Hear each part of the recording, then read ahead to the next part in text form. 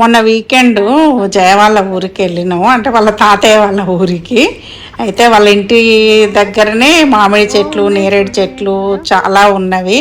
తోట దగ్గర swimming pool ఉన్నది. పిల్లలు అయితే ఫుల్ ఎంజాయ్ చేసిండ్రు స్విమ్మింగ్ పూల్లో. అయితే మామిడికాయలు కనిపించినవి అన్నీ ఫస్ట్ కోసిండ్రంట. ఇంకా అక్కడక్కడ మిగిలిపోయిన కాయలు కూడా చాలా ఉన్నవి. కోతులు అయితే ఫుల్ కొరికి పడేస్తున్నాయి, కోతులు పిట్టలు. జయ చూడండి చెట్టు ఎక్కింది. ఇంకా కాయలు వాళ్ళు అందరు పని వాళ్ళని పిలిస్తే కాయలన్నీ తెంపుతున్నారు. ఎక్కడుండేవో చూసి కింద నుంచి చూసి చెప్తుంటే వాళ్ళు అన్నీ కోసి పెట్టిండ్రు.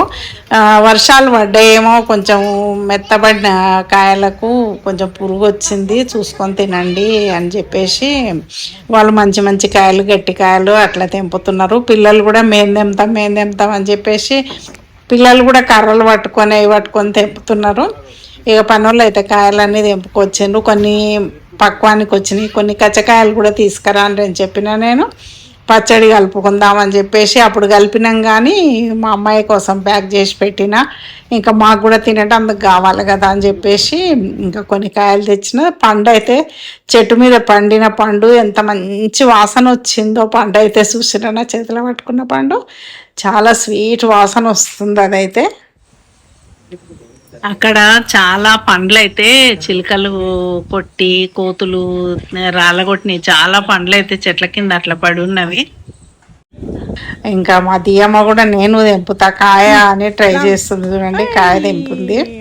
ఇట్లా తెంపిన తర్వాత పరిగెత్తికెళ్ళి ఆ కాయని తీసుకొని వచ్చింది. చూడండి, మనం మార్కెట్లో తెచ్చుకుంటే కాయలు అంత ఫ్రెష్గా ఉండవు.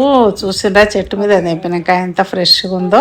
అట్లా కొన్ని కాయలు పచ్చడికి వచ్చేటివి ఎట్లా తెంపుకున్నాము. ఇంకా నేను వదినమ్మ కూడా కొంచెం పచ్చడి కావాలన్నది, కలిపిన నిన్న. అయితే నేను వదినమ్మ రాలేదు, నేను ఒకదాన్నే కలిపేసిన. ఇంకా చూసిందే కదా ఇంట్లో అన్ని పొడులు రెడీ ఉండే, కలిపేసిన ఇట్లా పచ్చడి.